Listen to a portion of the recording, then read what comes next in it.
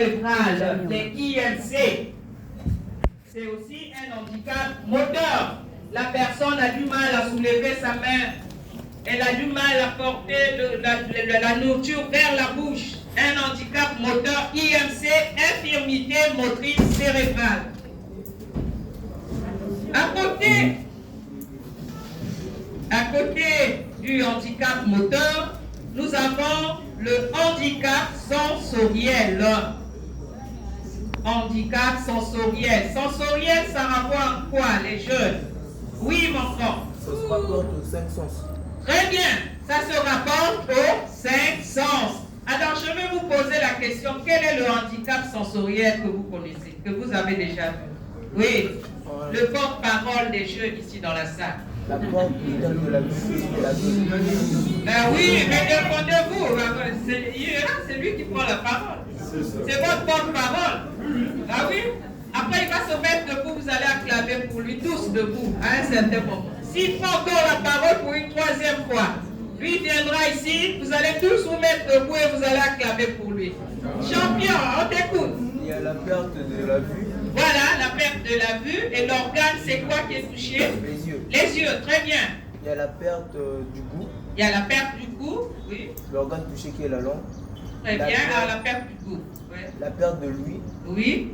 C'est l'organe touché, ce sont les oreilles. Très bien. Bon, c'est bon, champion, tu peux t'asseoir, merci.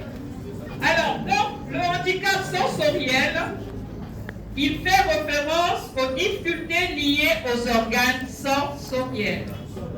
Ainsi, on distingue 2 types de handicap sensoriel.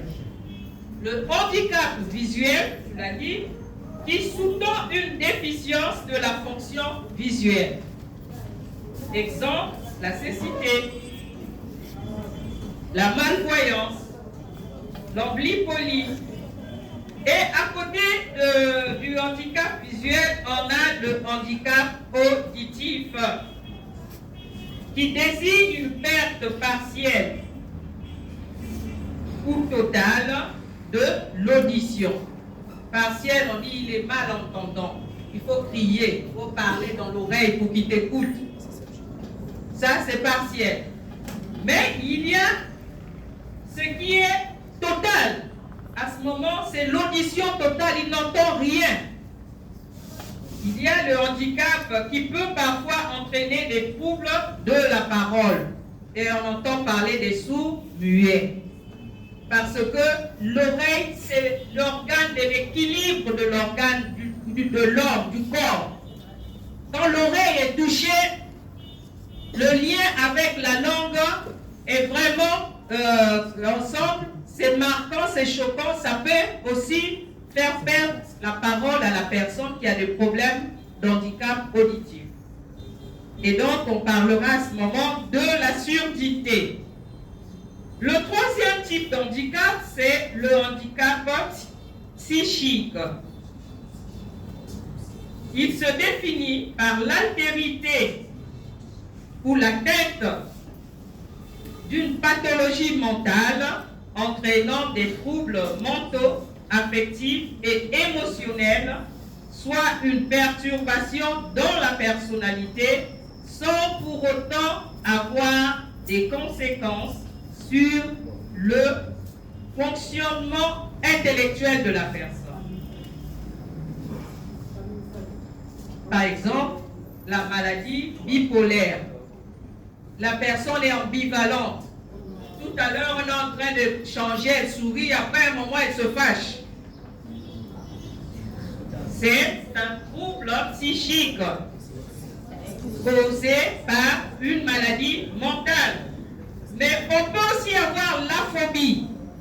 La phobie, on peut avoir la claustrophobie. Il y a des gens qui ont du mal à rester seuls dans une pièce fermée.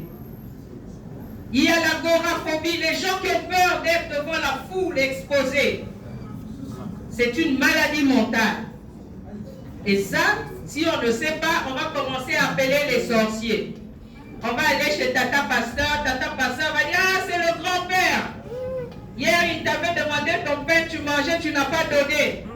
Donc, ce sont les esprits là qui te suivent. Non, ce sont des troubles de comportement qui ont un lien avec le mental.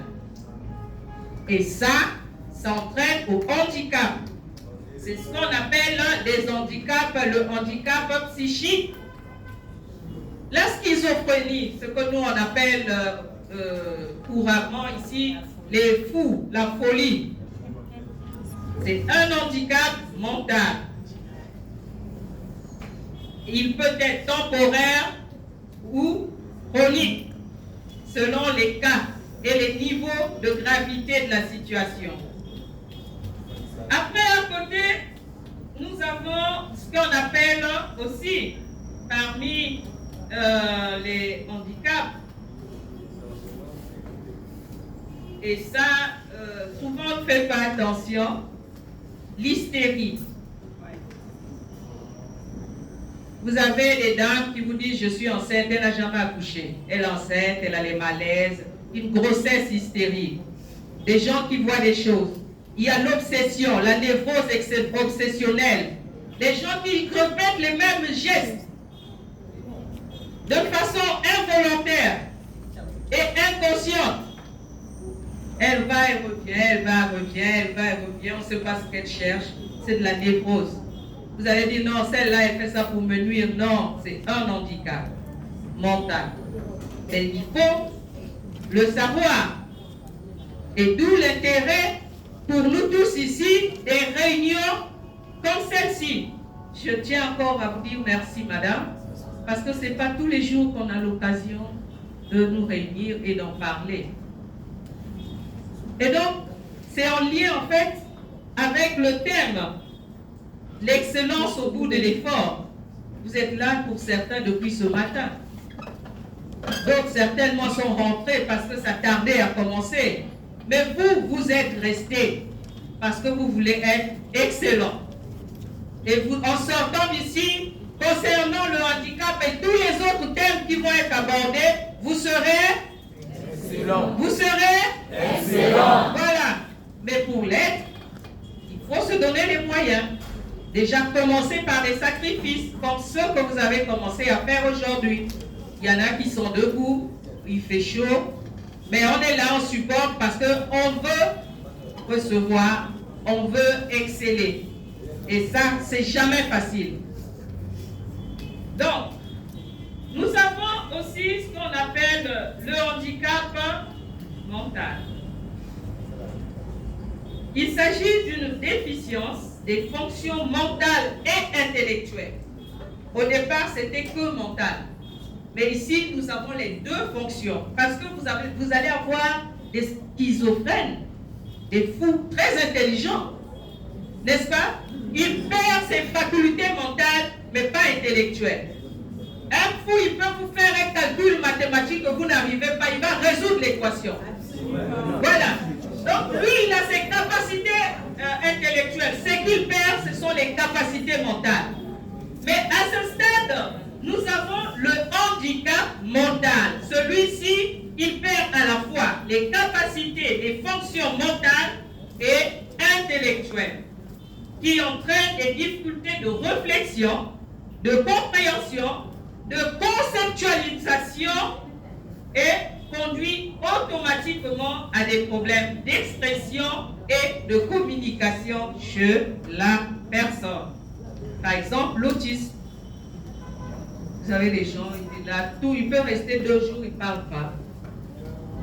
C'est un handicap mental. Et nous, quand on a un autiste, on dit ça. C'est un handicap. Nous avons aussi la trisomie 21. Toujours on les met dans la classe Yabayeza.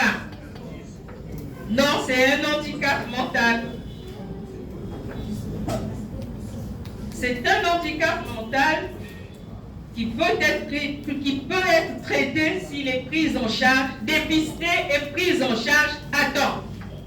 Mais le problème, c'est que nous, dans nos familles, dès qu'un enfant commence à présenter quelque signes, aussitôt on va à l'église, ou bien on va chez Tata Ganga ou chez Maman Ganga, qui va dire Yante Kitomi, il faut pas tout lien ma poudre, il faut pas sous ma cassou, et on enfonce l'enfant.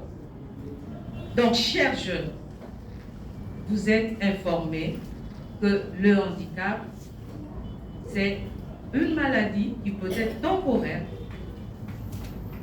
l'équipe aussi peut être totale, selon les cas, et qu'il y a plusieurs types de handicap. Donc, après le handicap mental, nous avons les maladies invalidantes. Ce sont des maladies qui, de par leurs effets sur l'organisme, peuvent générer un handicap et évoluer dans le temps.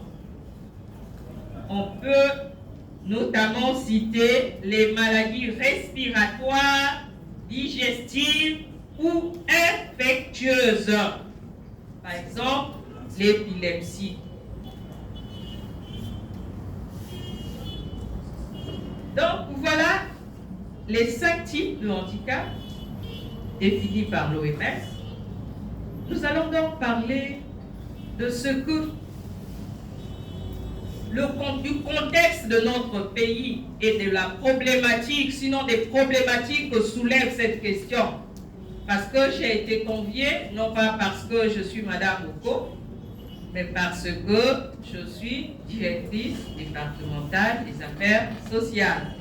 Et donc, parmi les populations cibles du ministère, il y a la personne vivant avec handicap. Alors, le handicap dans notre pays, c'est une question qui est chaque fois inscrite dans ce qu'on appelle la politique nationale de l'action sociale. Mais quel constat? Je vais partir rapidement sur le constat. Le constat est que l'ensemble des institutions sous tutelle du ministère connaissent des difficultés grandissantes et persistantes en ce qui concerne le handicap, notamment dans la scolarité, l'insertion et l'accompagnement des personnes vivant avec handicap. Les difficultés sont constatées surtout au niveau des familles. La majorité des enfants qui vivent avec handicap sont issus des familles vulnérables. Et donc vous allez demander à quelqu'un qui n'a pas de quoi déjà manger d'amener l'enfant à l'hôpital, se faire consulter, il ne le fera pas. S'il a quelque chose, le premier réflexe, c'est acheter de quoi manger pour le ménage. Donc il y a déjà la question de prise en charge des ménages, des parents, des enfants vivant avec handicap. Mais il y a aussi la difficulté, n'est-ce pas, des infrastructures. Madame la DG n'est pas là, mais monsieur, il n'y a personne, oui, il y a. J'ai ici amené avec moi monsieur Mikenzo, qui est le directeur de l'Institut des déficients auditifs de Pointe-Noire. Alors, ces jeunes, ils sont sourds-muets, mais ils vont à l'école et ils font de la maçonnerie. J'ai dit, quand j'ai vu les stands, si on nous avait informés à temps, ils auraient monté leur stand et vous aurez peut-être eu l'occasion de suivre des explications d'un sourd-muet. Peut-être que vous n'avez jamais. Quelqu'un est parmi les jeunes, vous avez déjà échangé avec un sourd-muet. Vous aurez eu l'occasion aujourd'hui de voir comment ils s'expriment. Mais ce sont des enfants très intelligents. Et après, j'ai à côté de monsieur le directeur de l'Institut des déficients auditifs de Pointe-Noire, le chef de bureau réadaptation. C'est lui qui s'occupe au niveau de la direction départementale des questions liées au handicap. Si vous pouvez lever les mains, monsieur le directeur, monsieur le chef de bureau. Voilà. Voilà, les deux, ils sont là. Donc, quand vous allez poser les questions sur le handicap, merci, ce sont eux qui vont répondre. Parce qu'ils sont sur le terrain, ils sont en contact avec ces personnes-là. Moi, je suis dans mon bureau assise là-bas, donc un peu distante. Donc, je parlais de l'infrastructure. Et déjà, pour ne parler que de Pointe-Noire, IDA est le seul établissement public de prise en charge non pas de tous les handicaps. Vous avez vu, j'ai cité là.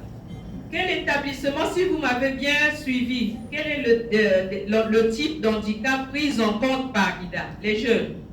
Oh non, mon cher, viens te mettre là. Les amis, on se met debout, même moi je me mets debout. Ah oui, on se met tous debout. Vous savez pas pour faire ça. Debout, tout le monde. Alors, retourne, mon ami. Oui, encore. Allez, on acclame pour lui.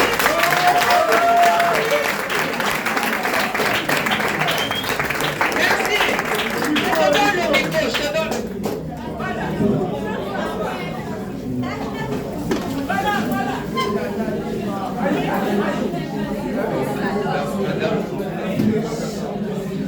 les handicaps pris par la structure IDA et les sourds. Très bien. Merci beaucoup. Est-ce qu'on peut encore acclamer? Voilà, donc en termes d'infrastructure, Madame la DG, je suis en train un peu de faire donner la photo du contexte et des problématiques au niveau du pays. Et donc je disais qu'on est confronté, mais c'est des difficultés qui ne font que persister d'année en année. Il y a la question des familles qui sont vulnérables, mais il y a aussi la question sur l'infrastructure. Et je disais que ici à Pointe-Noire par exemple, on n'a qu'un seul établissement qui prend en charge les enfants vivant avec handicap, mais pas tous les handicaps, j'ai cité. Il n'y a que IDA, c'est l'Institut des déficients auditifs, dont le directeur est là, je l'ai invité, j'ai demandé qu'il soit là. Et donc, je disais qu'eux, ils font de la maçonnerie. Donc, si on était informé à temps, moi j'ai regretté qu'ils ne soient pas là, ils nous auraient présenté avec leur langage que j'aime bien, ce qu'ils font au niveau de IDA. Mais je pense que ce n'est que partie remise. Merci beaucoup. C'est justement, c'est bien parce que vous introduisez vraiment mon ressenti en vous présentant, monsieur le directeur. Je vais vous raconter une histoire. Vous voulez pas écouter mon histoire? Si. Ah, ben sinon je repars à Brazzaville. Hein. Ah. Bon, moi je croyais que vous aviez envie de me garder ici, mais je vais commencer à poser des questions. Monsieur le directeur, il y a quelques mois, j'ai eu, on va dire une année, hein, j'ai eu un choc extrêmement violent. Mais violent, pas dans le sens péjoratif du terme, hein, mais on va dire dans l'intensité de ce que je venais de recevoir par une personne vivant avec un handicap. Parce que maintenant que la différence a été faite, je sais que c'était une personne vivant avec un handicap, ce n'était pas une handicapée. Je vais vous raconter l'histoire de Roselyne. Roselyne est je pense que vous la connaissez peut-être. Monsieur ma foi, oui. Roselyne est une jeune dame que nous venons de perdre il y a 1 mois et demi. Et je continue à pleurer Roselyne aujourd'hui. J'ai été faire le témoignage de Roselyne jusqu'en Inde. En décembre dernier, je suis partie à New Delhi pour recevoir un award de la femme de la décennie, de le Women Economic Forum. Et là, on m'a demandé ce que je voulais. J'ai fait un plaidoyer sur Roselyne parce que j'ai été interpellée par l'univers des personnes malentendantes. Cette dame m'avait raconté son histoire. Elle est née entendante. Hein, et un jour, les parents l'ont laissée avec la nounou. Ils sont allés travailler. La nounou l'a tapée. Elle a tapé régulièrement. Et cette fois-là, elle a tapé un peu trop fort. Et ça a touché les tympans. Et elle n'entendait plus. Les parents l'ont emmenée à l'école des jeunes sourds de Brazzaville. Là, le directeur leur a dit, écoutez, ça avait 5 ans. Je ne vais pas la garder ici au risque qu'elle perde le langage qu'elle a déjà. Mettez-la à l'école normale, mais on va lui apprendre le langage des signes. Cette dame a réussi à aller jusqu'en terminale et a obtenu son bac. Dans ces conditions-là. Ou dans nos écoles, je ne me ferai pas dire le contraire, dans nos universités, aucun dispositif d'accompagnement des personnes ayant ce type de handicap est prévu. Pourtant, leur cerveau est constitué. Nous tous ici. Non, monsieur le directeur, n'est-ce pas? Alors, arrivée en terminale, elle va à l'université Marianne Coipi. Mais pléthore d'étudiants, aucun dispositif. Et généralement, quand on a ce type de handicap, on est très sensible, on peut facilement s'irriter. Donc, elle n'arrivait pas à s'en sortir et elle s'arrêtera là. Et elle essaye après de faire des petites écoles. Je pense qu'elle a pu mettre une école primaire où vous arrivez jusqu'au 7, quelque chose comme ça. Et voilà comment elle a commencé à enseigner le langage des signes aux autres et à évoluer de cette manière-là. Alors, tenez-vous bien. Elle a créé une association qui s'appelle le FASO, dont elle était la présidente. Et c'est là que j'ai mon choc émotionnel. Ils me suivent sur les réseaux. Moi, je ne sais pas. Et on m'écrit. Madame, on voudrait vous rencontrer. Je rencontre tout le monde, hein, moi. On m'appelle là, je vais, on m'appelle là, je vais. Je vais, je prends. J'arrive, je leur dis, mais venez me voir. Elle me ramène Sarah. Sarah, qui était à Brazzaville avec nous et qui est repartie sur Kinshasa aujourd'hui. Sarah sort de Kisangani, en RDC. Hein? Kisangani. Pas Kinshasa, hein? Loin là, Kisangani. Ils mettent 3 heures pour arriver à Kinshasa. Moi, j'arrive à Pointe-Noire plus vite. Sarah a une licence en pédagogie. Elle est sourde et muette. J'ai dit, tu as fait ça où? Elle me dit à l'université de Kisangani. Ah non. Elle me dit non. Je dis non, à Kinshasa. Elle me dit non, madame. Non, je n'y comprends rien. Je dis à l'interprète, dis-lui non. Qu'elle dise la vérité. Elle a fait ça à Kinshasa et elle est maintenant, elle habite à Kisangani. Elle me dit, j'ai fait mes études à Kisangani. C'est pas la capitale. Non? Mais ils ont un dispositif capable de prendre en charge ce type de pathologie. Que vous en dites, ce directeur? Ah, moi, je n'aime pas voir. Hein, madame la directrice? On va se battre. Il faut qu'on se batte. Parce qu'aujourd'hui, et pourquoi on vous en parle, vous les enfants? Parce que vous vous dites, mais enfin, on est venu peut-être pour de l'orientation. Qu'est-ce qu'ils ont à nous parler? Qu'est-ce qu'elles ont à nous parler de handicap? N'est-ce pas? Vous ne comprenez pas la relation, la corrélation avec vous. Quel est votre regard vis-à-vis des personnes vivant avec un handicap? Qui a un avis sourd-muet ici? Levez-vous ceux qui ont un avis sourd-muet. C'est une belle exception. Et je vous dis bravo. C'est une belle exception. Et vos amis sourds-muets, que font-ils dans la vie? Au moins, il va à l'école. Il va à l'école, il apprend quoi? Il va avec les enfants comme moi. Il ne faut pas aussi. D'accord. Et vous? Il fait la menuiserie. Il fait la menuiserie. Et vous? C'est un vendeur. C'est un vendeur. Vendeur comment? Oh, il avait créé un petit resto. Il a créé un petit resto. Une cafétéria. D'accord. Et vous, là-bas? Il est à l'école normale comme tous les enfants. Il est en 6e. Et comment il fait pour apprendre les cours? À travers des signes, Il a appris le langage des signes. D'accord. Et vous? Il a une boutique? Hein? Pardon? Il a une boutique? D'accord. Et l'autre là-bas? C'est un mécanicien. C'est un mécanicien? D'accord. Et vous? C'est un soudeur. C'est un soudeur. D'accord. Vous voyez que là, nous ne sommes que dans des métiers, on va dire, professionnels. n'est-ce pas? Donc, au-delà de leur... Asseyez-vous les enfants. Au-delà de la discrimination qu'ils peuvent vivre au quotidien, parce que les intégrer, s'il vous plaît, vous trois là-bas, vous là, vous qui êtes... oui, vous deux. Oui, merci. Sinon, je viens parler de là-bas. Vous voulez? Bon, ça va arriver, hein?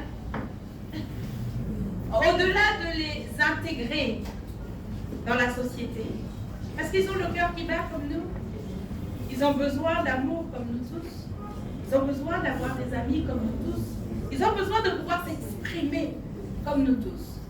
Là, heureusement que l'enseignement technique et professionnel a prévu un tant soit peu quelque chose. L'enseignement général peut-être, mais pas au même degré, parce que j'ai quand même fait ma petite enquête. Mais lorsqu'on arrive à l'université, ceux qui ont envie d'aller plus haut, comment ils font? Rien. Rien n'est prévu ici. Rien. Ça, ce sont des métiers de subsistance, ceux qui sont en train de faire. N'est-ce pas? On avait sa COP. Hein? À Salimou COP, hein? Pour ne pas être à la charge d'eux. Hein? Mais vous pensez qu'ils n'ont pas envie de créer leur avenir et d'être, je ne vais pas dire des personnes respectables, parce que ce sont des personnes respectables, mais de pouvoir vivre leurs rêves. Mais rien n'est prévu ici. Je suis curieuse, hein? Je suis allée voir, inviter un but à l'étranger vaut 2. Mais ça, c'est même 4. Moi, je dois aller voir. Parce que ça coûte rien. C'est en face, là, de benchmarking, là, prendre là-bas, et puis venir copier ici. Non? Ils n'ont pas inventé la roue. Eux aussi, ils ont copié quelque part, et puis, ils ont emmené ici, on a pu faire. Ils ont pu faire. Donc, déjà, savoir accepter l'autre dans sa différence, dans sa singularité, dans sa particularité. De la même manière que vous dites, celui-là il est clair, celui-là il est noir, ou il est sombre, ou il est quoi, celui-là il est malentendant, celui-là il est malvoyant. Chacun a sa différence, chacun a sa particularité. Or, vous les jeunes, face au handicap, vous êtes cruels. Lorsque Sarah m'a expliqué son vécu à l'université, mais vous êtes cruel. Parce qu'elle avait besoin de son tuteur qui faisait le langage des signes pour elle, pour qu'elle puisse comprendre. Mais quand ça allait trop vite et que certains profs ne s'adaptaient pas ou ne voulaient même pas s'adapter parce que certains profs aussi peuvent être cruels, elle voulait bien regarder sur la copie de l'autre, il la poussait.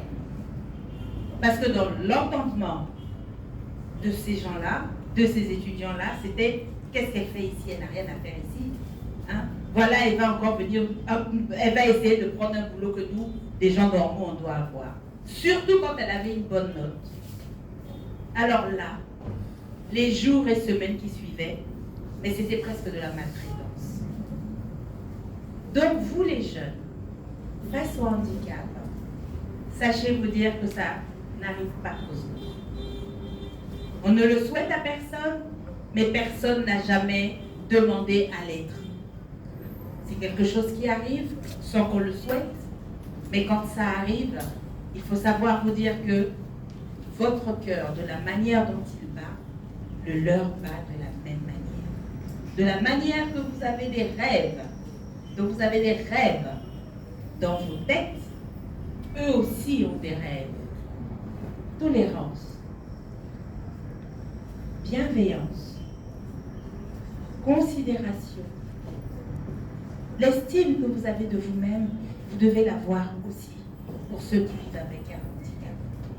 Et ça permettra que déjà, quand vous aurez un regard différent, au fur et à mesure, vous allez apprendre aux autres à avoir un regard différent. Et madame la directrice, j'aimerais tant, mais vraiment, là j'ai mis en place un programme de formation de formateurs dans le langage des signes. Je voudrais, je ne sais pas faire. Moi j'ai des idées, hein.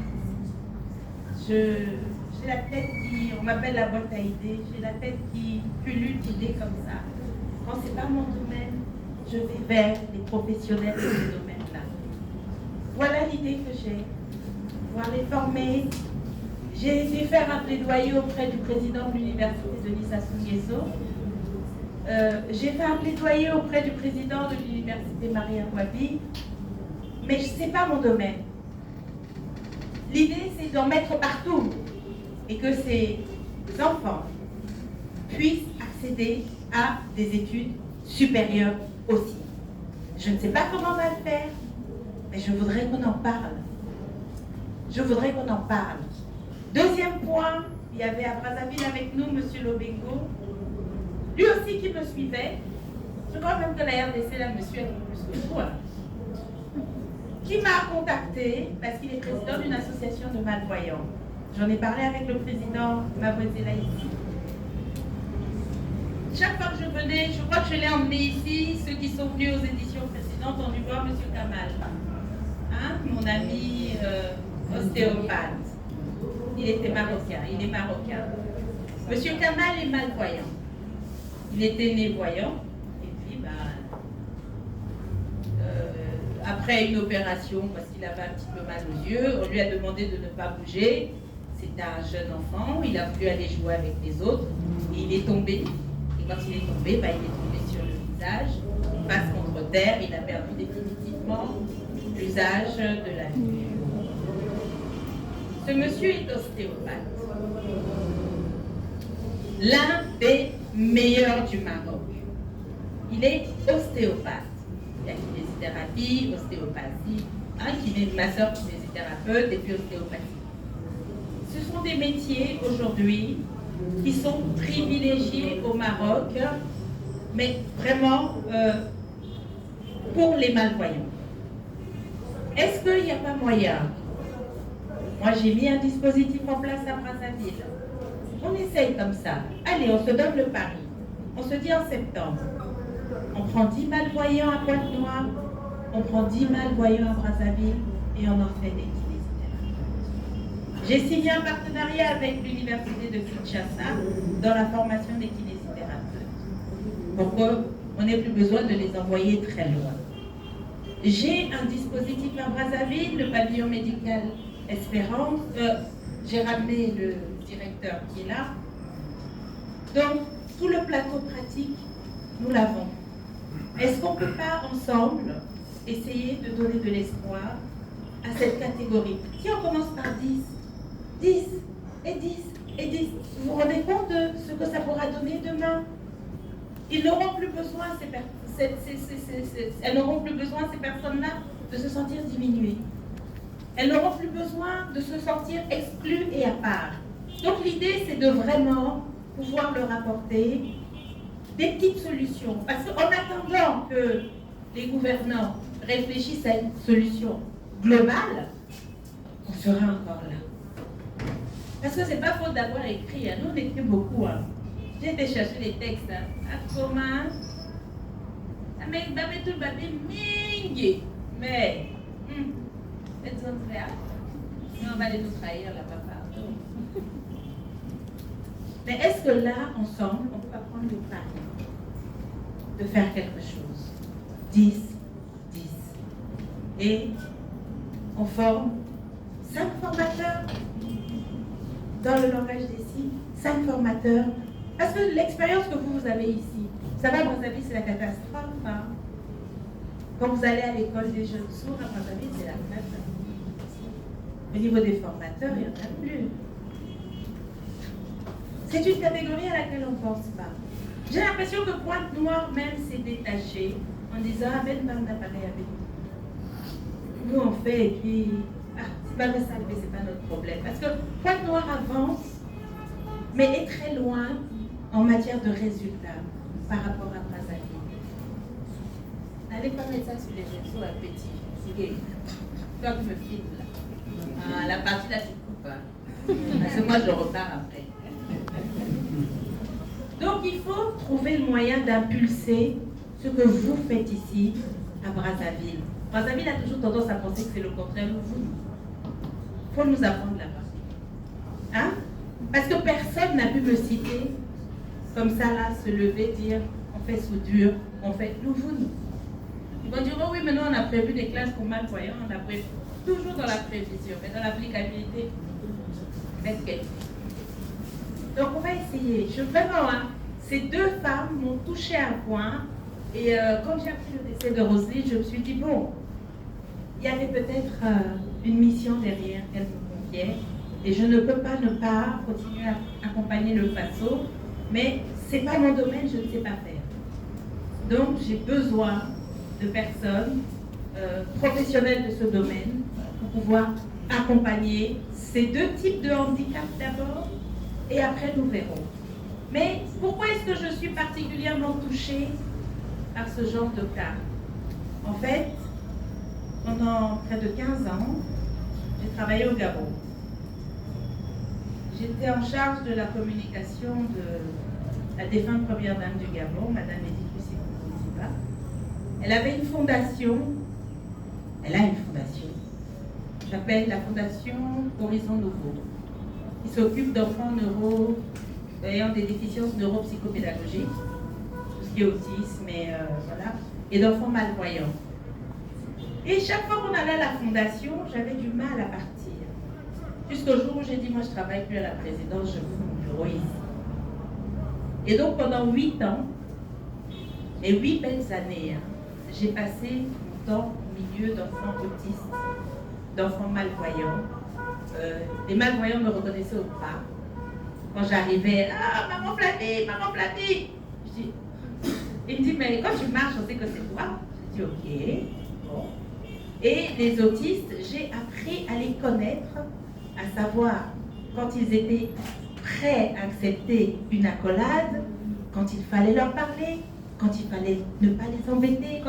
Mais quand on ne va pas vers eux, quand on n'essaye pas de comprendre leur univers, ou on en a peur, ou on les rejette parce que on est presque même parfois dégoûté. Mais vous ne pouvez pas savoir la chaleur et l'amour que peuvent donner ces enfants. Et depuis, je suis très sensible, mais vraiment, sur la question du handicap. Et quand je suis revenue au Congo, j'ai regardé ça ici et là. Il n'y a pas grand-chose qui se fait. Mais je ne sais pas tout faire, et je n'ai pas les moyens de tout faire, et je ne suis pas professionnelle. Encore une fois, j'ai besoin que quelqu'un m'aide quand j'ai une petite idée à pouvoir trouver la formule pour le faire. Donc on va mettre bout à bout comme ça, hein, chacun nos petites compétences et nos petites trouvailles pour essayer de trouver une solution. Parce que pour septembre, nous voudrions ouvrir cette école de kinésithérapie pour les malvoyants. Et ce petit centre de formation à Clarisse Atlas Institut à Brazza, mais on va mettre l'aile Pointe-Noire avec M. Faustin pour la formation des formateurs dans le langage des signes. Je peux compter sur vous, monsieur le directeur? Vous allez m'accompagner ou me lâcher? Je peux compter sur vous, madame la directrice? On peut applaudir, ils m'ont dit oui.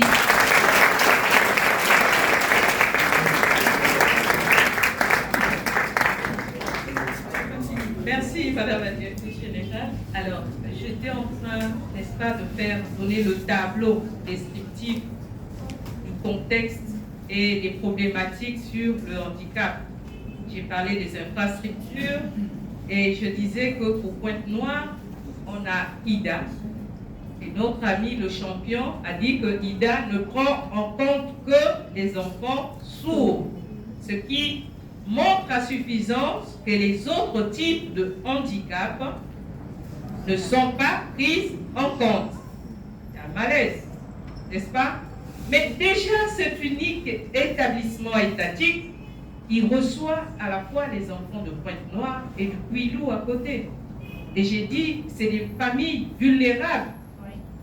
Et donc, déjà en termes de statistiques, la politique nationale de l'action sociale 2018-2022 avait prévu, n'est-ce pas, qu'on puisse recevoir dans ces établissements-là, Institut de Jeunes Sourds et IDA ici, au total 800 enfants.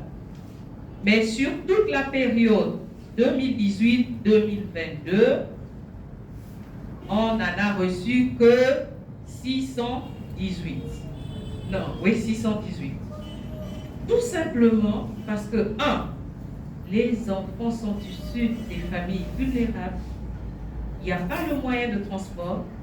Il n'y a pas d'internat pour ceux qui viennent de loin. Avant, il y avait une cantine dans ces établissements-là, pour ne parler que Ida, puisqu'on est à Pointe-Noire. Mais depuis qu'on a coupé avec les fonctionnements, les budgets de fonctionnement, les enfants n'ont plus droit au repas. Et donc, un enfant qui va quitter Luango pour venir à Fuchs à pied, qui va passer toute la journée affamé, qui va repartir chez lui le soir à pied, pensez-vous que demain il pourra revenir? Voilà. Donc, le faible taux de fréquentation de ces établissements-là se justifie par cela. Mais aussi, ce sont des difficultés, c'est la description qui est un tableau de détresse, vont faire que il y ait un entassement. 2016-2018, on avait 618, 2018-2019, 2022, on est passé à 518, donc on a perdu 100. Et même si on peut dire qu'il y en a qui ont fini leur formation, ils sont sortis, mais combien sont entrés? Au départ, ils étaient 618. Après, on se retrouve à 500. Si les 100 sont sortis du lot des 600, ça veut dire qu'il n'y a pas eu d'inscription.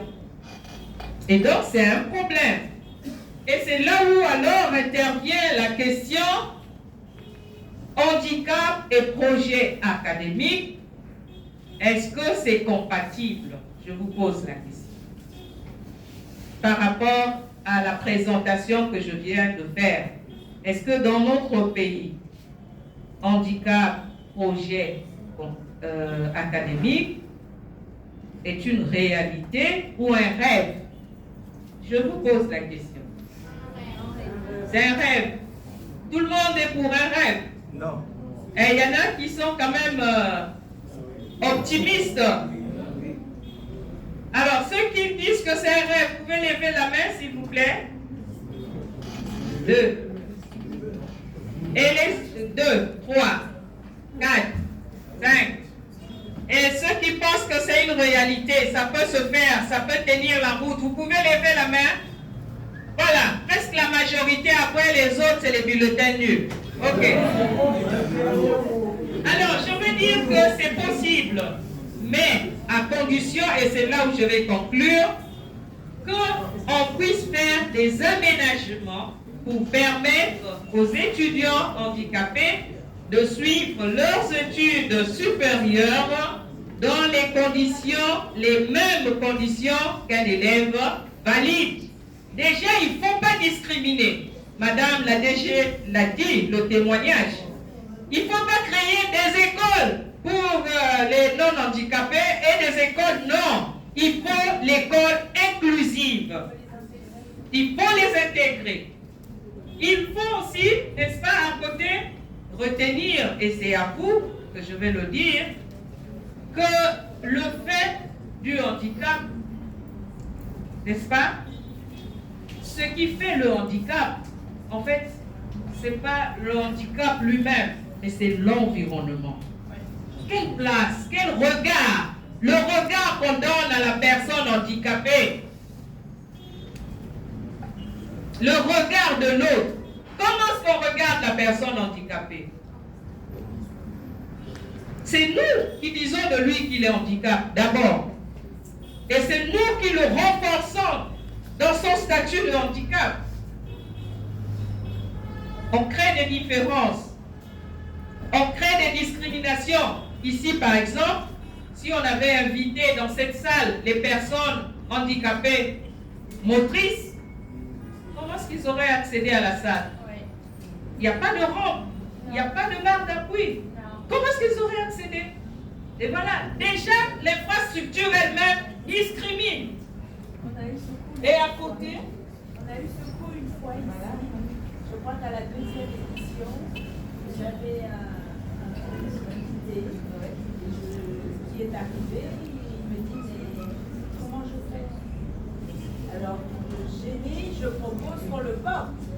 Il m'a dit jamais. Il est reparti.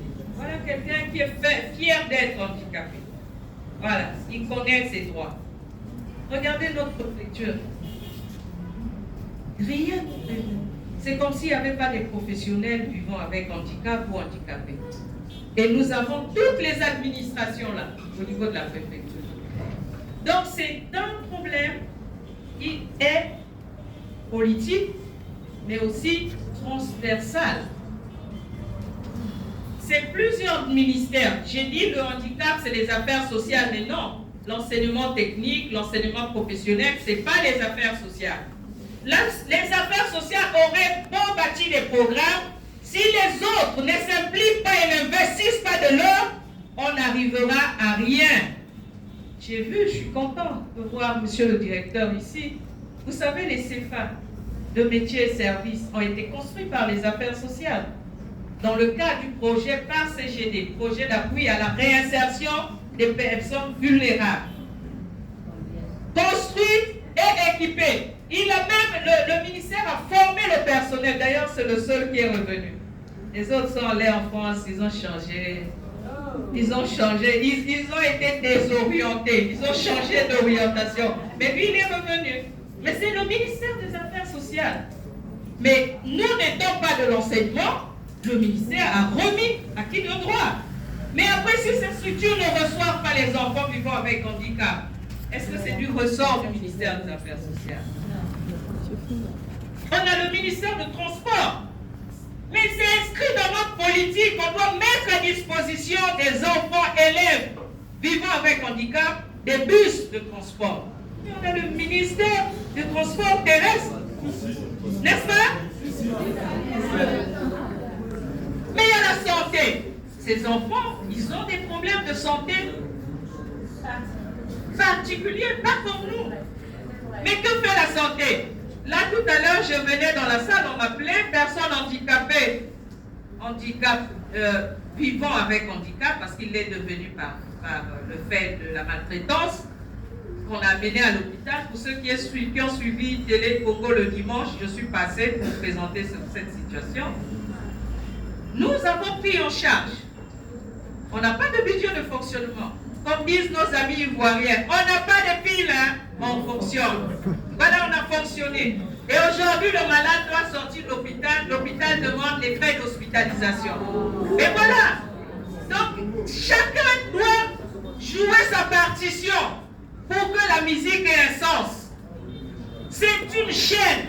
Il faut que chaque maillon joue son rôle. Tout ne peut pas être fait par le ministère des Affaires sociales. Pas possible. Petit à petit, on est en train de faire, mais c'est vraiment un bon morceau. La personne vulnérable, c'est difficile. Voilà.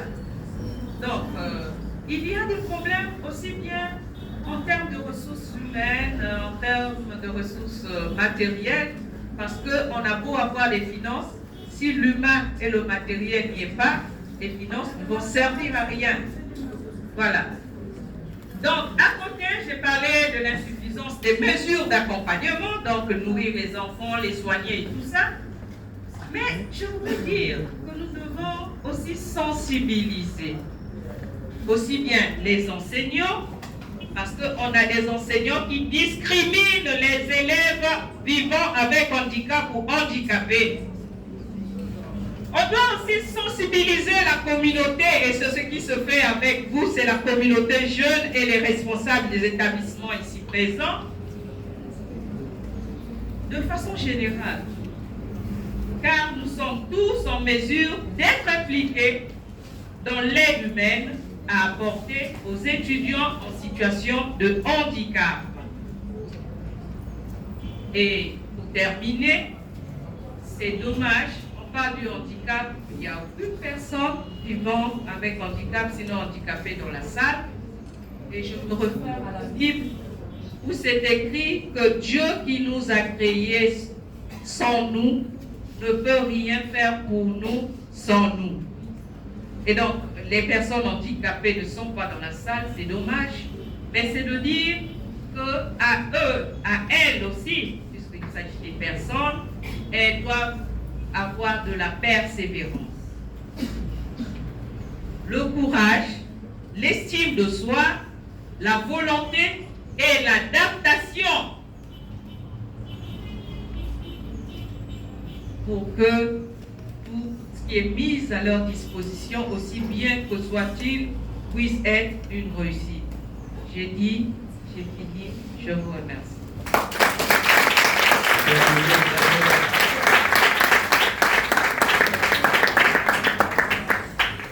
Voilà, un outil de réussite indispensable. Nous devons d'abord savoir c'est quoi le coaching. Et c'est madame, elle s'est levée déjà. Ah oui. Elle vient vous parler de près. Oui. C'est pas ça. Pourquoi le coaching est-il défini comme outil de réussite? Non. Je vois mes chaussures, je vois mes crocs.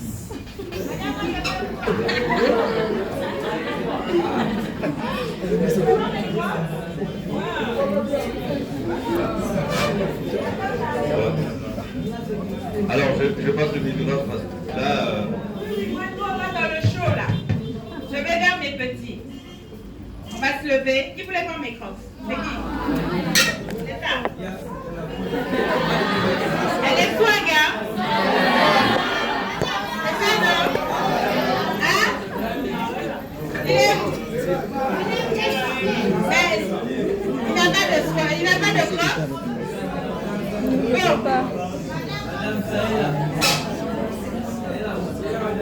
Et voilà mes gars. Ah, comment ça salue le prof? Yeah.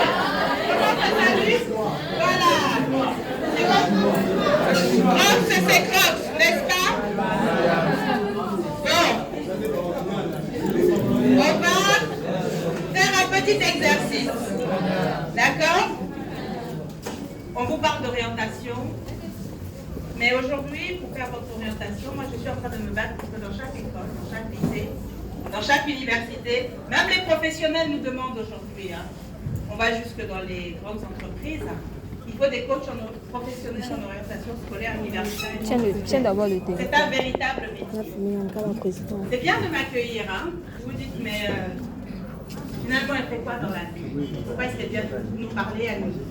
Qu'est-ce qui est le lien qui nous relie? Le lien qui nous relie, c'est l'orientation, le coaching. On va commencer par un petit exercice. D'accord? J'ai besoin de 5 personnes. On va se lever de manière ordonnée et on viendra ici, s'il vous plaît. 5 élèves. Pas que des garçons, hein? Voilà, ça fait 5. Mettez-vous là.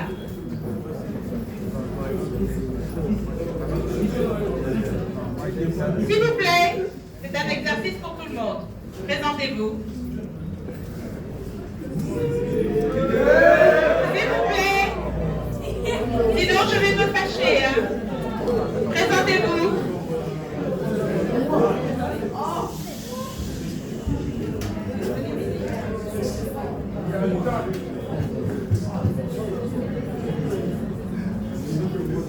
Présentez-vous. Je m'appelle Maïda. S'il vous plaît. Est-ce qu'on peut se taire? Sinon, on arrête la séance. Allez-y. Je m'appelle Maïda, je suis de l'Institut national. D'accord. On passe à la deuxième. Je m'appelle Kaposhishi Carolina Miguel. D'accord. De l'école de vétérinaire. D'accord, on passe au troisième. Je suis Montpellier Jean Francis, élève du lycée technique commercial de l'UCH. D'accord. Bonjour tout le monde. Je suis de Thomas Sankara et je m'appelle Nyamba. D'accord. Bonjour, chers tous. Je suis Michel Kouka, étudiant en 3e année, option maintenance industrielle. Merci. D'après vous, combien d'entre eux se sont présentés correctement? Pardon? Pardon? 3? Vous qui dites 3, venez avec votre classe. Montrez-moi ceux qui se sont présentés correctement. Pardon? Non. Et vous, vous allez venir là. Présentez-vous. Présentez-vous. Je me présente, mon nom c'est Ndesakale Rochelle, apprenant au CEFA. D'accord. Alors maintenant, nous avons combien de personnes qui se sont présentées correctement? Non, combien de personnes se sont présentées correctement? Pardon? Pardon? 3, 2, 1, et 6? Hein? Alors, qui a dit je m'appelle? Vous. Vous. Levez vos mains.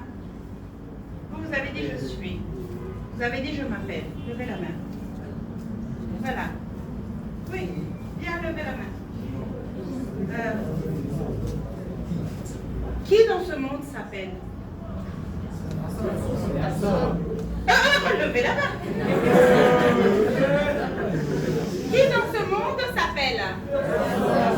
Alors, on me nomme. D'accord? On me nomme. On m'appelle. Vous ne vous appelez pas. Ok? Vous avez dit je suis. N'est-ce pas? Oui, baissez vos mains. Vous avez dit je suis. N'est-ce pas? Vous aussi?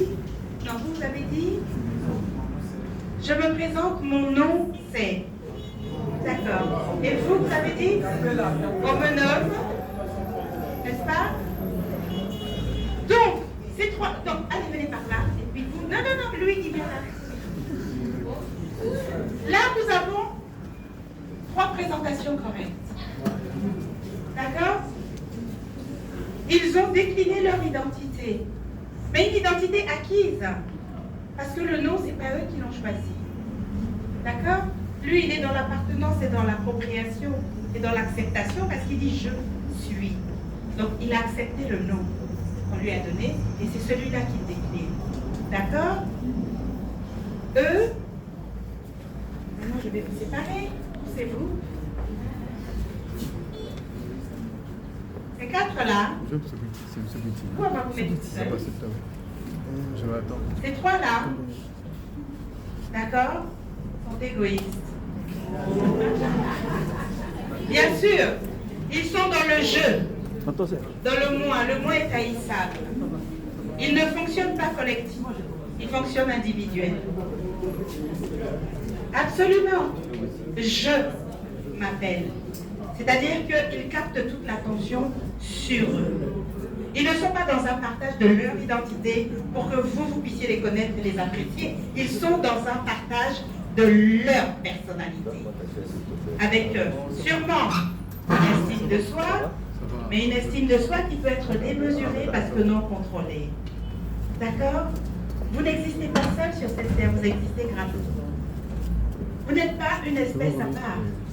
Vous êtes une espèce l'on peut définir parce qu'en face, il y a la suite du clan. Donc on n'est pas dans le je suis, mais on est dans le nous sommes.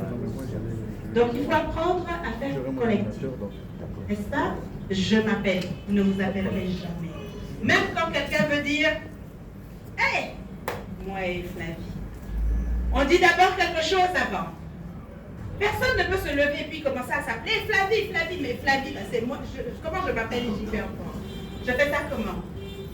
Il faut qu'on m'appelle, non? Il faut que vous m'appeliez. Il faut que vous... Ça vient de quelqu'un d'autre. C'est quelqu'un d'autre qui confirme mon existence. Et c'est ça la collectivité. N'est-ce pas? Lui, c'est un égoïste aussi. Mais un égoïste qui assume. Parce qu'il a un fort caractère. Non? Vous êtes dans votre famille, il y a combien d'enfants? Combien de filles, combien de garçons? Ah! Ça rate jamais. Ça ne rate jamais. Je suis. C'est lui le garçon. Parce qu'il a un fort pouvoir. Vous voyez? Rien que dans sa présentation, il prend le power. Je suis. Parmi les quatre, vous êtes dans quelle position? Oh, pire. C'est le premier. Je ne connais pas sa famille, hein. Je le découvre. Mais rien qu'à sa façon de se présenter, je savais exactement qui il était et dans quelle position il était. Dans quelle situation familiale il est. Vous voyez, il a le pouvoir. Et il est conscient de son pouvoir. Parce qu'il est unique dans sa maison. Mais le fait d'être unique chez lui, il le ramène à l'extérieur. Et au lieu de faire collectif, il fait unique. Attention mon ami, tu risques de te retrouver seul. Alors que là, il y en a plein qui ont envie d'être nous avec toi. D'accord? Mais ça, vous voyez, ça détermine, juste par la présentation, l'identité d'une personne, la considération qu'il a pour lui-même. D'accord? Et ces deux-là, c'est un farceur. Pourquoi je dis que c'est un farceur? Parce que c'est quelqu'un d'intelligent. Oui, il a une faculté d'observation, mais inouïe. Il s'est dit, ouh, il va y avoir un piège là. Je ne me mets ni à gauche ni à droite, je me mets au milieu. Mon nom est, c'est pas moi qui l'ai choisi. Je ne sais même pas comment je me retrouve dans ce groupe. Mais bon, vous voulez mon identité, voici mon nom. Parce que je ne sais pas dans quelle direction ça va aller. Je ne m'avance pas trop. Je ne sais pas où on veut m'attraper. Très prudent, n'est-ce pas? Vous ne vous embarquez pas n'importe comment. Hein? Vous préférez attendre avant de donner votre avis. Vous n'êtes pas le premier à donner l'avis. Vous êtes souvent le troisième, le quatrième, même pas le deuxième. Je ne le connais pas, mais je regarde comment il se positionne. Et là, il a observé. Il s'est dit, il y a une telle réponse. Bon, allons sur un choix un peu différent. Au moins, on verra. Moi, avec ce choix-là, je ne me serais pas impliquée dans quoi que ce soit. J'ai seulement dit mon nom. Voilà. Et si ce n'est pas le bon nom, bah, ils n'ont qu'à aller voir mes parents après pour savoir en fait si c'est ce nom-là. Ce n'est pas ma faute. Il est brillant, lui. Lui. On me nomme. Mais on me nomme, oui. C'est la parfaite présentation. Mais la parfaite présentation avec le besoin aussi de vous dire, hé, les petits, moi je suis au-dessus de vous. Non? Mais non, mais c'est beau. C'est beau ce que vous avez fait.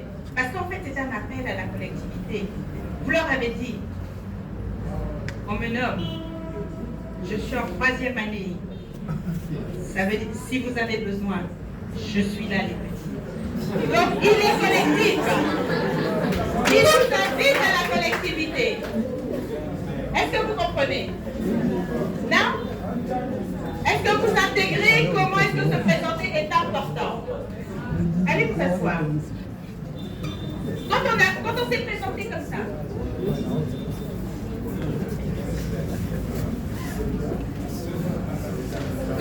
on s'est présenté comme ça, ce que ça inspire, c'est avec qui on peut faire ami-ami, avec qui on a des ouvertures, qui joue collectif, qui joue perso, qui peut me donner un bonbon ou de l'eau, qui lorsqu'il a son bonbon va cacher la main derrière le dos, qui lorsqu'il fait son devoir, il est couché comme ça et tout l'autre ne voit pas, ou qui laisse sa copie, même si c'est faux, si tu prends, bon. Voilà. Donc votre personnalité se définit comme ça. Ensuite, on parle aujourd'hui d'excellence au bout de l'effort. Mais pour atteindre l'excellence, il faut déjà, au-delà des aptitudes, avoir soi-même un mindset bien construit. D'accord? Et pour avoir un mindset bien construit, vous avez vu dans la présentation de ces jeunes, ça part simplement de l'amour qu'ils ont pour eux-mêmes. Il faut commencer par s'aimer soi-même. Pour améliorer quelque chose ou mettre en place quelque chose, il faut aimer cette chose, non? Hein? Quand on veut transformer une chose en quelque chose de très beau, n'est-ce pas? Il faut commencer déjà par apprécier cette chose. Quand vous n'appréciez pas quelque chose, est-ce que vous le faites avec joie, avec entrain, avec amour? Vous faites par contrainte. C'est de la même manière pour vous. Quand vous souhaitez le meilleur pour vous, il faut déjà connaître votre propre être pour savoir ce qui a amélioré. Donc ça part de l'estime de soi. N'est-ce pas? Mais l'estime de soi, c'est quoi à la base de l'estime de soi? Qui peut me dire? Oui? C'est ce qu'on pense de vous, nous-mêmes. Oui, mais au-delà de ce qu'on pense de nous-mêmes. Oui? La confiance, mais avant d'avoir confiance en quelque chose, il faut... L'importance qu'on s'attribue. L'importance qu'on s'attribue. On peut dire ça dans quel autre terme? La considération. Oui? L'expérience, ça vient après. Elle a dit le mot.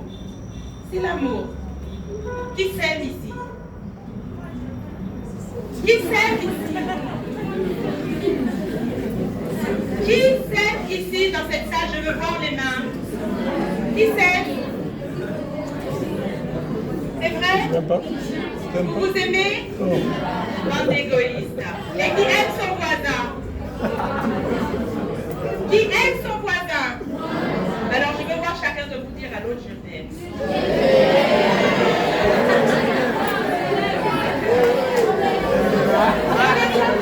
Je n'ai pas entendu.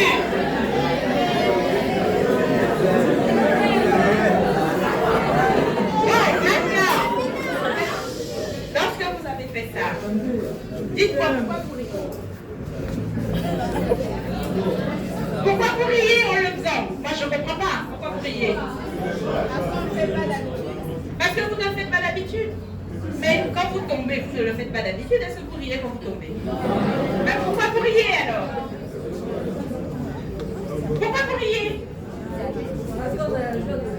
Pardon? Parce que ça vous a fait du bien. Vous avez de la joie. Hein? Le sentiment il est différent.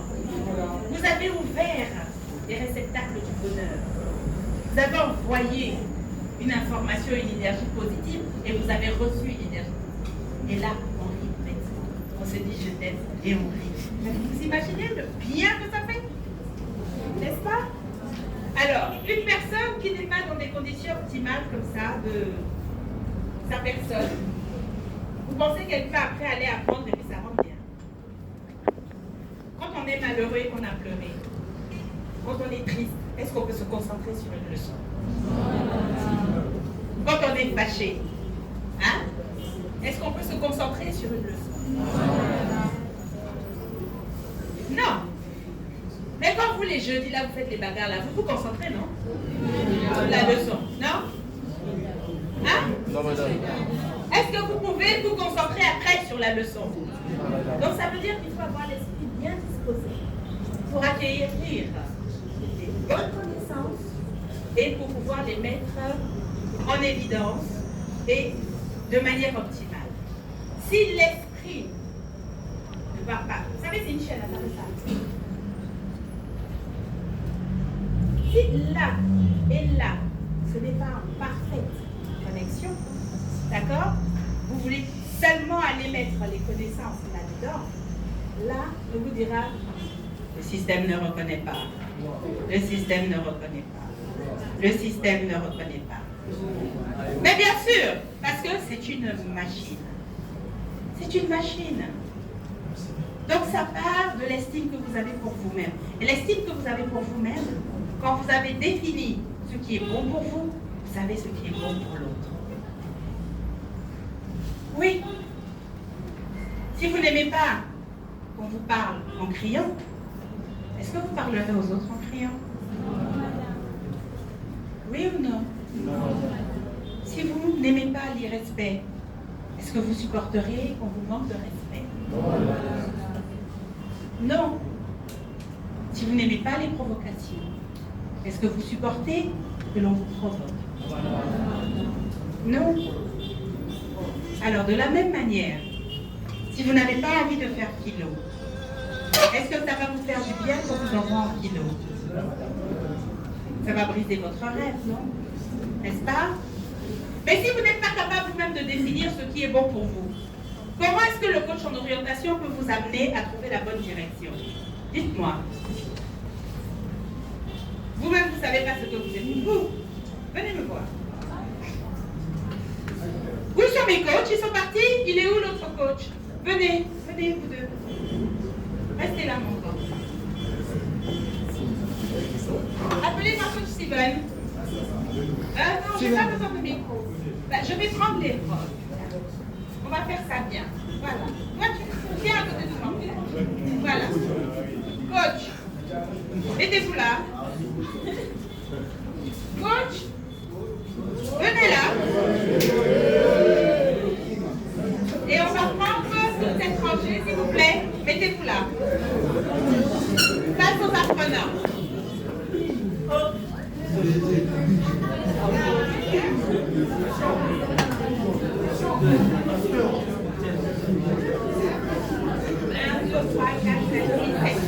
S'il vous plaît, sinon j'arrête.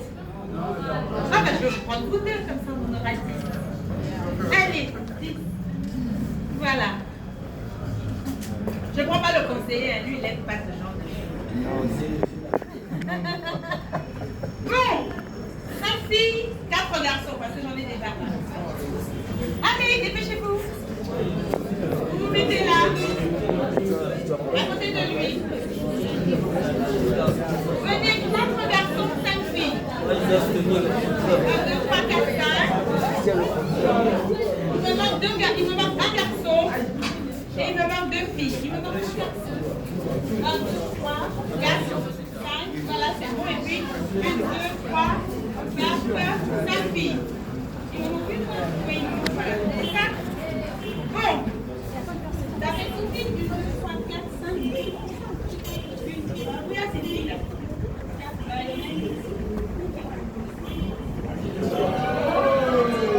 Écoutez, si on ne se calme pas, j'arrête. Alors, choisissez un coach pour vous mettre devant lui. Devant, non, devant.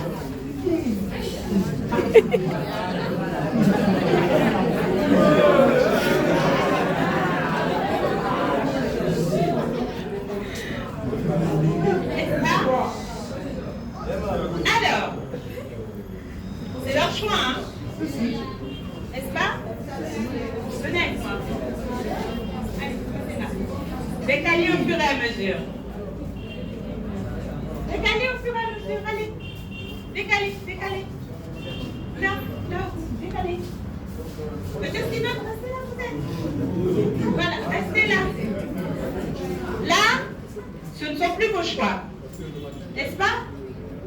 Qu'est-ce que ça vous fait que j'ai changé les choix? Hein?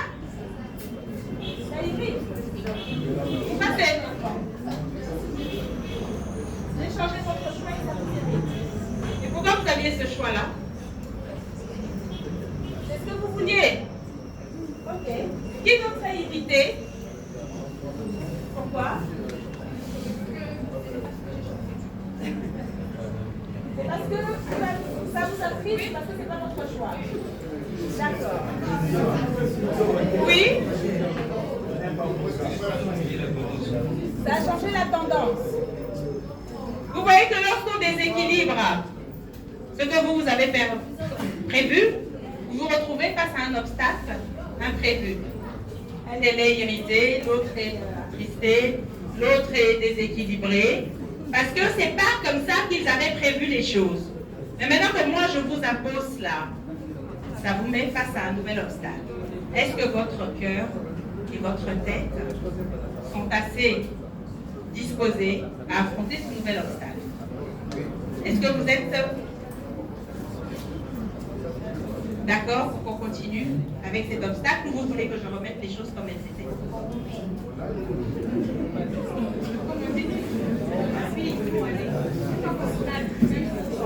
Elle accepte la bagarre, elle accepte de se battre. Vous voulez qu'on remette parce que vous voulez rester dans votre zone de confort. Mais la vie n'est pas une zone de confort, les gars. Hein, mes amis? Est-ce que la vie est une zone de confort? Vous allez vous retrouver, les jeunes. Mais tous les jours que Dieu fait face à des obstacles. Là, c'est un obstacle minime. D'accord? Mais vous allez en rencontrer comme ça tous les jours.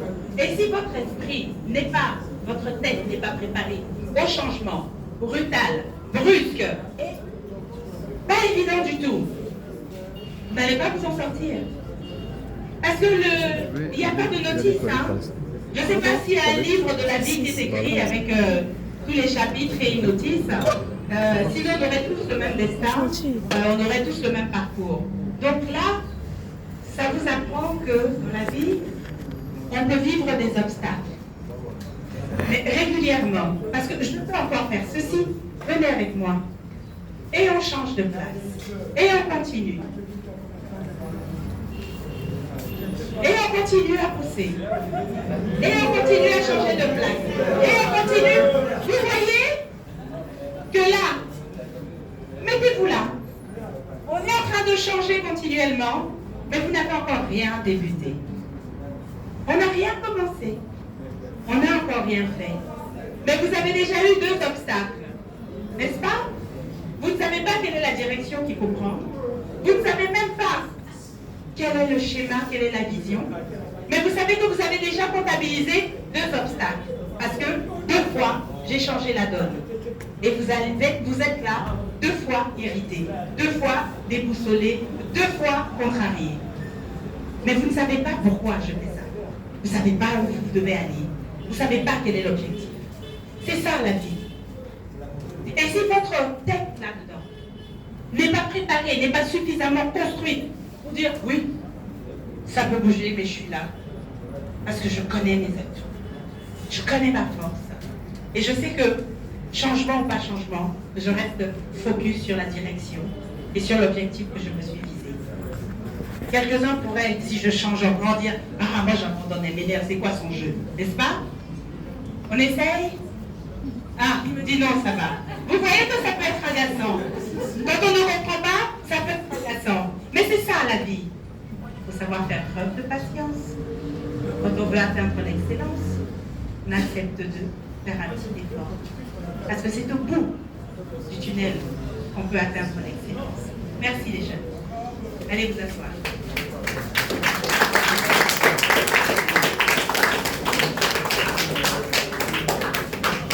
Donc au-delà de l'amour et de l'estime de soi, il faut être préparé aux obstacles. Le premier obstacle que vous avez aujourd'hui, c'est de ne pas savoir dans quelle direction aller. Qu'est-ce que je fais de mon avenir? Comment est-ce que je construis mon avenir? Au lieu de tout le temps utiliser vos téléphones, là, faire les togos, les LOL, les TikTok, cherchez les filières. Qu'est-ce que je fais? Qu'est-ce qui se fait aujourd'hui? Où est-ce que ça se fait? Comment est-ce que ça se fait? Construire un projet. Et après, aller vers les enseignants pour qu'ils vous aident à trouver la bonne direction. Nous, on est en train de se battre. Au niveau du ministère, j'accompagne la formation des coachs en orientation, des coachs professionnels en orientation scolaire, universitaire et professionnelle, pour que désormais dans chaque école, il y ait un coach qui puisse vous accompagner, qui puisse vous expliquer tous les métiers possibles, qui puisse vous parler des besoins de notre pays, qui puisse vous parler des filières qui vont être mises en place ou qui sont déjà mises en place, pour qu'ensemble, on voit comment on construit quelque chose de cohérent. C'est aussi notre rôle de vous dire, vous avez des rêves, oui, mais en ce moment au Congo, est-ce que votre rêve est utile? D'accord? On ne va pas vous embarquer dans des situations où on sait que ça ne vous apportera rien, vous allez être des professionnels frustrés. On va vous embarquer dans des directions où vous allez vous réaliser, mais en étant suffisamment construit. Pouvoir affronter les obstacles sans dire « Ah non, moi j'abandonne ». Parce que moi j'ai fait un test une fois, hein, mais ça c'était avec des adultes. Puis chaque fois qu'il pleuvait, n'était pas au rendez-vous, n'était pas à la formation. J'aurais dit « Mais si vous aviez un vol pour Paris, est-ce que vous auriez été en retard à l'aéroport? Jamais. D'accord? Donc la pluie qu'on accepte d'affronter quand il faut aller prendre l'avion, on devrait accepter d'affronter cette pluie-là pour aller vers son avenir. Ok? Et c'est la même chose pour vous. Je suis arrivée en retard parce qu'il n'y avait pas les transports. Mais tu sais que tu habites dans une zone où le transport est difficile. Pourquoi tu ne te lèves pas plus tôt pour prendre ton bus et venir à l'école? Tu préfères aller à l'heure où tu sais que c'est une heure de pointe et que tu auras du mal à arriver à l'heure et tu voudras servir cette excuse-là. Moi, dans ma salle, ça ne passe pas. Parce que l'obstacle, on le connaît, on l'a observé, on l'a identifié, on l'a analysé. On doit pouvoir trouver la bonne posture. Et si vous n'avez pas la bonne posture, je ne suis pas sûre qu'on vous donnera ce qu'il y a de meilleur. Donc à partir d'aujourd'hui, levez-vous. Les jeunes. Redressez-vous. On se redresse. Voilà, étire toi-même, tu as raison. Étire-toi bien, allez. Relevez le menton là. Relevez le menton. Et puis vous là, les garçons, la prochaine fois que je viens ici, si je vois des gens mal coiffés, là où il n'y a pas de corsage, je pars. Parce que là, il y a des gens, les cheveux là, c'est pas ça. Ce n'est pas ça. Ok? La barbe qui n'est pas bien taillée là. La prochaine fois que je viens, si vous êtes comme ça, je pars. Est-ce qu'on est d'accord? Tu ne pèses pas plus que moi. Ton bras est comme ça la fois. Donc, on se tient correctement. S'il vous plaît. Oui, je veux des gens sûrs d'eux. Parce que je ne vais pas vous apporter ce qu'il y a de meilleur si je suis face à des faiblards. Excusez-moi. Ok? Moi, à votre âge, vous êtes fatigués, ça ne marche pas. Moi, je suis votre maman. Hey, come on. Ok? Donc, je veux vous voir. Ah ben oui, je parle anglais, qu'est-ce que tu crois à toi?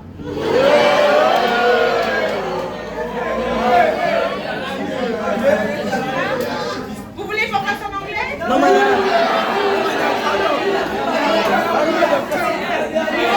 You want me to do it in English? No. Not mother.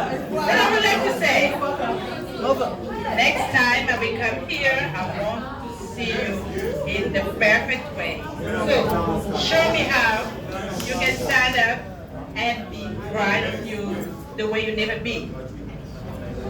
Yes, guys? Please move on. Tell me. The language English is difficult. Is understand For all of you, my English is difficult? Yes. Why? Hey, you, why you sit? Why are you sitting? My apologies. Your body. My apologies. I'm tired. You are tired. You think that you can be more tired than me? My experience now. You think that you can be more tired than me? No.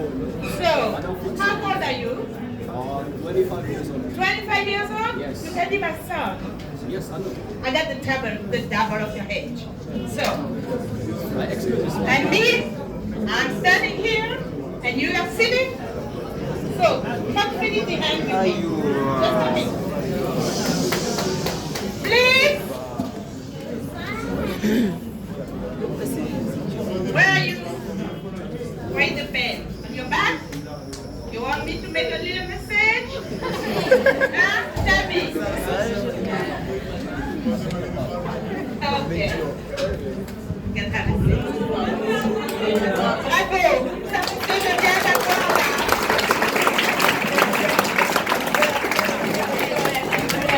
Je vais dire à vos profs, mais gardez la posture.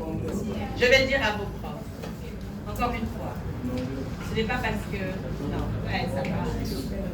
Ce n'est pas parce que j'ai envie de vous jeter des pointe-toi. Vraiment. Je comprends. Pointe-toi. Instinctivement comme ça. Des conversations, des jeunes même quand j'essaye de parler très vite, même quand j'essaye de mâcher les mots, et qui me répondent avec entrain, avec dynamisme, avec pointe noire, c'est petit, vous êtes fabuleux. Vous êtes fabuleux. Donc désormais, je veux la posture. C'est-à-dire que vous êtes fiers. Ok?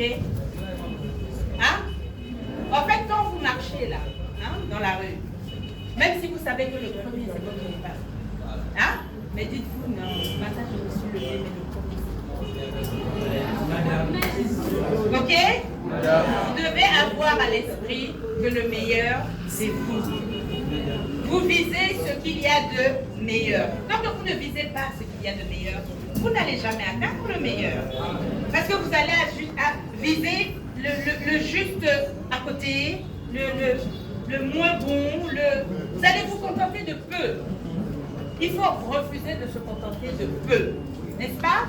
Madame. Il faut toujours viser le meilleur. Mais comme l'excellence n'est pas toujours évidente à atteindre, ok? Là, nous, on a dit on vise l'excellence. Ok? On vise l'excellence. Ceux qui pourront atteindre cet accomplissement, tant mieux. Mais ceux qui ne pourront pas atteindre cet accomplissement seront moins sûrs d'atteindre une réussite. N'est-ce pas? Oui, regarde là-haut, mon fils. C'est pas très haut, hein? Tu es grand. C'est pas loin. N'est-ce pas?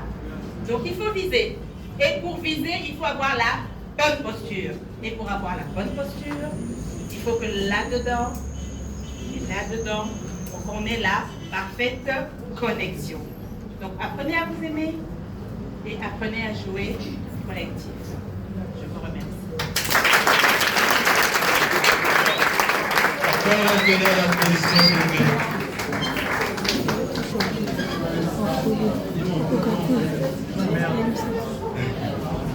Alors, ça a été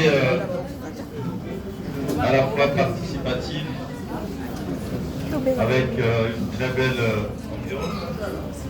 Je pense que vous avez beaucoup appris au travers de ces exemples pratiques qui vous ont été présentés. Nous allons clôturer la journée d'aujourd'hui par un domaine, là aussi, très pratique, celui des métiers et des nerfs.